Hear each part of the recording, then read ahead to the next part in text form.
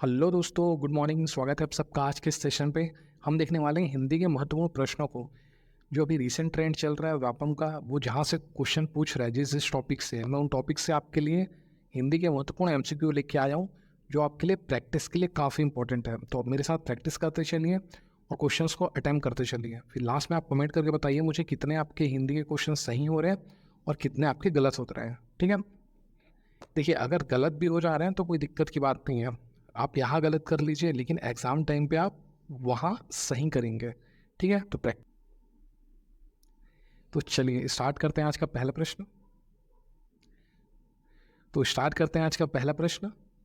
Pulling परिवर्तन का सही विकल्प होगा।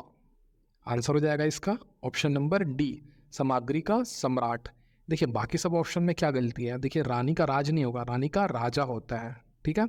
उसी प्रकार जो सेकंड ऑप्शन दिया है, कवि, कवि, ये ऐसा कवि नहीं होता। कवि में छोटी की मात्रा होता है, ये सही हो जाएगा। देखिए, आपके यहाँ बहुत सारे एग्जाम में कवित्री के बारे में ना शुद्ध रूप पूछा है, तो कवित्री ऐसा लिखा रहता है ना, याद रखिएगा। बहुत बार पूछा है ये एग्जाम पे शुद्ध वर्तनी के रूप में। नेक्स्ट देख लेते हैं। ठकुरा नहीं होगा, ये ठाकुर होगा। ठाकुर का क्या हो जाता है? ठकुराइन। देखिए, मैं थोड़ा डिटेल से बताने की कोशिश कर रहा हूँ आपको, जिससे आपके एक क्वेश्चन से 2-3 क्वेश्चन बन जाए। ठीक है, इसलिए थोड़ा वीडियो लंबा हो सकता है। आप वीडियो पे बने रहिएगा और वीडियो को प्रैक्टिस करिएगा। ठीक है। तो चलिए नेक्स्ट क्वेश्चन देख लेते हैं। क्वेश्चन नंबर 2, कौन सा वर्ण मूर्धन्य है? आंसर हो जाएगा इसका ऑप्शन नंबर सी, ढ। ठीक है, ढ आता है आपका ट वर्ग के अंतर्गत, जिसमें ट, ठ, ड, ढ, अणा। ठीक है, इनका जो उच्चारण स्थान होता है वो मूर्धा हो जाता है, इसलिए उसको मूर्धन्य बोलते हैं वर्ण को। ठीक है। नेक्स्ट देख लेते हैं। ये जो घ है, ये आपका क वर्ग के अंतर्गत आता है, जिसमें क, ख, ग, घ, अणा होता है। इसका उच्चारण होता है कंठ से, इसको बोलते हैं कंठ है। उसी प्रकार देख लेते हैं झ। झ आता है आपका च वर्ग के अंतर्गत। ठीक है, छ वर्ग के अंतर्गत और कौन कौन से आते हैं? च हो गया, छ हो गया, झ हो गया, झ हो गया और या। इसका उच्चारण स्थान होता है तालु, इसलिए इसको वर्णों को क्या बोलते हैं? तालव्य। ठीक है। लास्ट देख लेते हैं फ। फ किसके अंतर्गत आता है? प वर्ग के अंतर्गत। ठीक है। अब बोल के खुद देखिए, होठ से आपका निकलेगा प, फ, ब, भ, म, तो इसको ओष्ठ्य बोलते हैं। ठीक है, ओष्ठ्य वर्ण। नेक्स्ट प्रश्न नंबर 3, निम्नलिखित में से सर्वनाम शब्द होगा। आंसर हो जाएगा इसका ऑप्शन नंबर डी, उन्होंने। सर्वनाम क्या होता है? संज्ञा के स्थान पर लगने वाले शब्द को क्या बोलते हैं? सर्वनाम।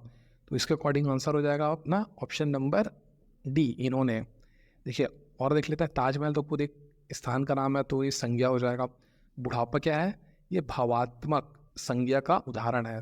ठीक है। पतला में क्या हो जाएगा? पतला किसके आता है? ये गुणवाचक विशेषण। ठीक है, ये विशेषण के अंतर्गत आता है पतला। पतला, मोटा, छोटा, ये सब आते हैं गुणवाचक के अंतर्गत। नेक्स्ट क्वेश्चन देखते हैं। क्वेश्चन नंबर 4, निम्नलिखित शब्दों में कबड्डी किस वर्ग का शब्द है? आंसर हो जाएगा इसका ऑप्शन नंबर सी, देशज। देखिए, देशज से और भी बहुत सारे क्वेश्चन पूछते हैं आपके रिसेंट एग्जाम में, जैसे लोटा हो गया, ये भी किसके अंतर्गत आता है? देशज में। खिड़की हो गया आपका, खिड़की हो गया, कबड्डी हो गया, घोड़ा हो गया, गिरगिट हो गया, जूता हो गया और खिचड़ी हो गया। ये सब किसके अंतर्गत आते हैं? ये सब देशज के अंतर्गत आते हैं। देशज मतलब क्या? जिसकी उत्पत्ति का सोर्स ना पता हो, ठीक है, उसको देशज के अंतर्गत लेते हैं शब्दों को। तत्सम किसको बोलेंगे? संस्कृत भाषा के मूल शब्द जो हिंदी में प्रचलित हैं, ठीक है, जिनका रूप परिवर्तन नहीं होता, उसको तत्सम बोलते हैं। तद्भव शब्द कौन से हो जाएंगे? जो संस्कृत भाषा से और प्राकृत भाषा से आए हुए शब्द हैं, जिनका रूप परिवर्तित हो जाता है, ठीक है, लेकिन उनका अर्थ सेम रहता है। अर्थ में परिवर्तन नहीं होता, रूप में परिवर्तन हो जाता है। कैसे? जैसे अग्नि का आग हो जाता है। ठीक है, अग्नि क्या है? तत्सम है। आग क्या है? इसका तद्भव। तो यहाँ पे रूप परिवर्तित हो जा रहा है, ठीक है, लेकिन अर्थ क्या है? सेम है। उसी प्रकार और एग्जाम्पल देख लेते हैं तद्भव का ही। कौन कौन से होते हैं जो आपके एग्जाम में आए हुए हैं? अदरक, ठीक है, गाय, किसान, कोमल, किवाड़, ठीक है, टकसाल, ये सब क्या है? किसके उदाहरण है? तद्भव के उदाहरण है, जो आपके एग्जाम में पूछे जाते हैं। चलिए क्वेश्चन नंबर 5 देख लेते हैं।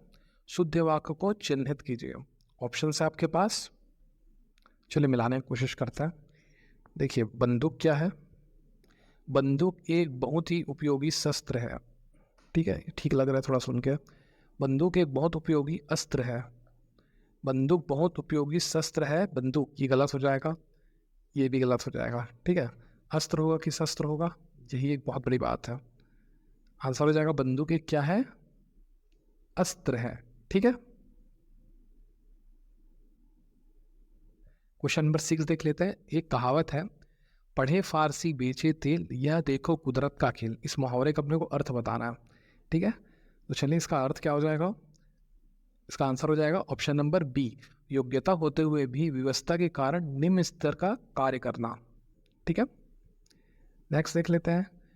चलिए क्वेश्चन नंबर 7 देख लेते हैं। धर्माधर्म में कौन सा समास है, आंसर हो जाएगा इसका ऑप्शन नंबर बी, वैकल्पिक। देखिए वैकल्पिक द्वंद्व में क्या हो जाता है, इसमें जो अर्थ होते हैं ये विपरीत होते हैं, ठीक है।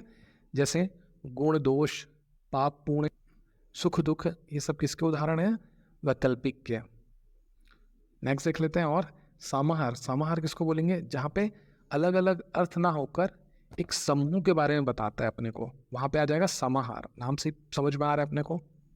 तो समाहार के उदाहरण क्या क्या हो जाएंगे, जैसे रुपया पैसा हो गया आपका, घास फूस हो गया, ये सब एक समूह का बोध करा रहे हैं। जहाँ समूह का बोध होगा वहाँ समाहार द्वंद्व समास हो जाएगा, ठीक है। इक्तेतर के बारे में भी आपके लिए एग्जाम में पूछ रहे हैं, ठीक है। इसमें दोनों पद क्या होते हैं, इक्तेतर में प्रधान होते हैं, ठीक है, अपनी अपनी प्रधानता रखते हैं, वो इक्तेतर हो जाते हैं। जैसे राधा कृष्ण हो गया आपका एग्जाम्पल, लेन देन हो गया, तन मन धन, ये क्वेश्चन बार बार पूछा है, तन मन धन में कौन सा समास है, तो तन मन धन में इतरेतर द्वंद्व समास है। और एग्जाम्पल देख लेते हैं, हरिहर हो गया आपका, भाई बहन हो गया, ये सब किसके उदाहरण है, इतरेतर के, ठीक है। देखिए इतने सारे हैं, देखिए बहुत सारा चीज़ मैं एक्स्ट्रा बता रहा हूँ, उसको हो सके तो आप अपने कॉपी में शॉर्ट में लिख लीजिए, आपको रिवाइज करने के लिए बहुत अच्छा होगा।